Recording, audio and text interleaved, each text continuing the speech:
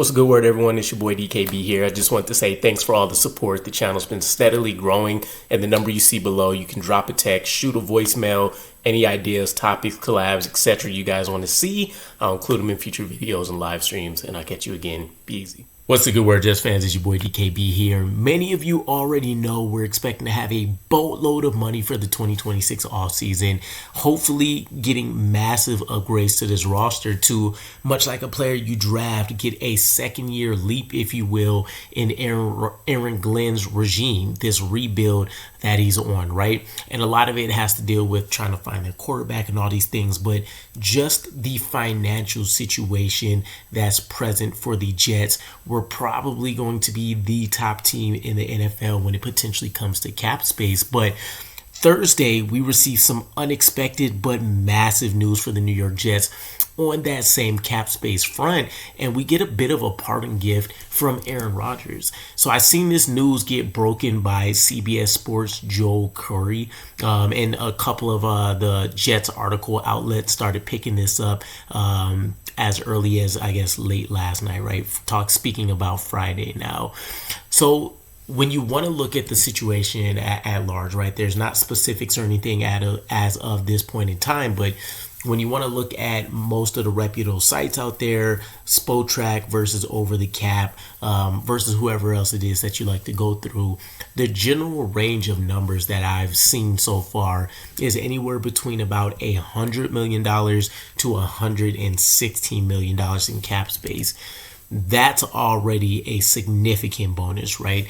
If you've paid attention to any of the analysts kind of projecting forward a bit to the offseason and talking about our key free agents and such, many of them were already talking about we could re-sign any and everybody that we wanted that would potentially part away from the Jets, and it would barely create a dent in the pocket for the New York Jets this offseason. So knowing that Aaron Rodgers just gave us another $7 million to be able to play around with isn't chump change, right? When you want to talk about, for example, the Jeremy Ruckert extension that I mentioned, that could be that, player in and of itself. That could be an AVT incentive, right? That could be a couple bargain bin free agents with some key upside. That could be pulling off something like we've seen Muji already do with Quincy Williams in the midst of this season, where he restructured the contract to give him a little additional money up front, a little additional incentive, and kind of some free good faith, if you will, that there will be some contract negotiations coming up in the offseason. Maybe they look to do that same thing with whatever players that could apply to for the Jets in the future. But let's get into the specifics here. So the Jets are getting a $7 million salary cap credit for the 2026 season. And this is because we decided to release Aaron Rodgers.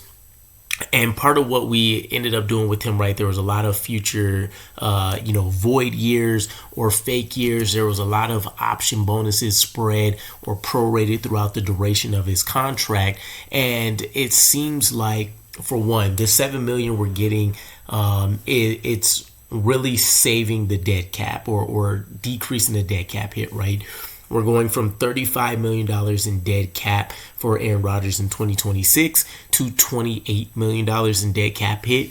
And this is because the options that would have been in that voided 2029 season for Aaron Rodgers was essentially nullified by the fact that we did release him, and there would be no intention, right, that he's capable of actually receiving that option money. So great news for the Jets. If they pre-planned this way as part of their thinking as well, that they were going to see this money on the back end at some point, kudos to Darren Muji. Kudos to whoever is handling the salary cap situation for the New York Jets. I think more fondly or illy, if you will, of the New York Jets in some of these cap scenarios when it comes to us doing, silly things, if you want to call it that, like with Darrelle Revis, right? Giving him a year where everything equated to like 24.24 million for whatever was going on with his situation, right? we do kind of cool, tricky things like that. But I would rather be in the boat of watching what Joe Douglas did in kind of his parting season, right? The Tyron Smith contract, where it was extremely cap friendly. It was, by the book too. He only gets paid for when he's on the field and helping the Jets. And so that's ideally what you like, right? Darren Moody already seems to kind of be picking up where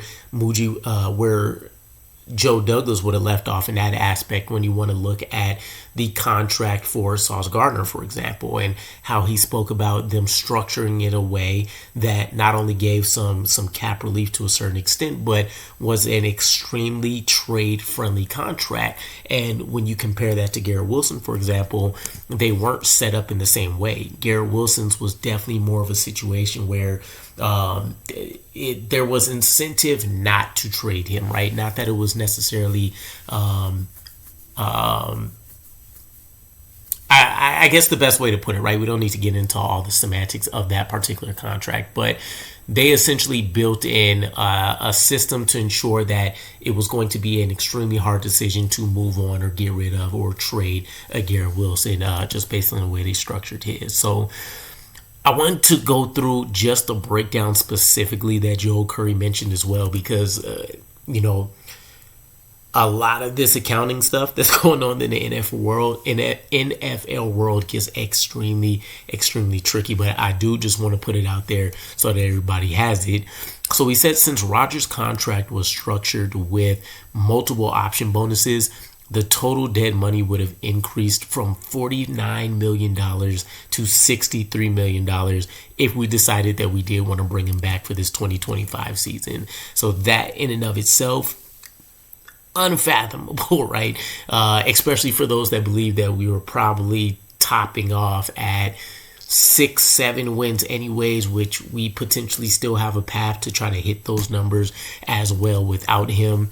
Curry does go on to finish and say the Jets will be getting a $7 million cap credit in 2026 from the $7 million of the 2025 proration relating to the $35 million option bonus for a 2029 contract year that wasn't picked up due to Rodgers being released. The cap credit is reducing the 2026 dead money from $35 million to $28 million. So all in all, the black and white of it that I summed up earlier in the video is we're getting a $7 million boost to our cap space situation. And all signs point to us not only making smart money management moves with it, but Muji's done a fantastic job of being able to go out here and find some high value, I would say, situations, right? It's not even high risk, high reward type players, because a lot of what he's done so far is really throw in players and I guess in like your Jawan Briggs, your Harrison Phillips type situations. Not that those were throw-ins, but players that they specifically targeted, but it's very low. It's basically little to no risk with those players, right? If Phillips ended up being over the hill in his performance, fine. You swapped a day 3 pick. You still have it. You're just picking later, right? You talk about Jawan Briggs, all right? Cleveland Browns have a pretty strong rotation on that defensive line. Let's take a flyer on a guy that was a day 3 pick, yes, but has some measurables and some athletics that you really love. And based on what you got to see from some of the Cleveland Browns film when he did find a way to get on the field, again, in what still was a deep defensive line the year before, showed some pretty good flashes that you liked for the system. Cue those up. Give me a lot more of those situations coming, and I'd be all for it, right? So let me know what you guys think. This doesn't significantly change anything, right? But in any scenario I can imagine, I'm not a millionaire or multimillionaire, obviously, but having an additional $7 million to be able to play with, just in my mind, opens up that many more options for what you want to do, right? $7 million could be the difference between you deciding you're okay with going out there and trying to get a premier player versus, let's try to maybe split the money up that we would have gave this one significant player in between 2 or 3 guys in terms of, taking a committee approach. So when you want to talk about potentially going and trying to target a center this offseason based on the Joe Tippmann plans that I talked about, or if you want to talk about going and trying to get yourself a high profile middle linebacker, maybe, or again, even someone like a quarterback, right? Kyler Murray's name, for example, critical contract situation, but maybe they want to bring somebody in that's earned a little bit more trust throughout the league as opposed to somebody that's unproven or something like that. Whatever path they want to go, it makes things a lot more palpable having this $7 million in the bank for us. So let me know what you guys think. How do you expect free agency to work out regardless of this $7 million or not? And I'll catch you guys again. Peace.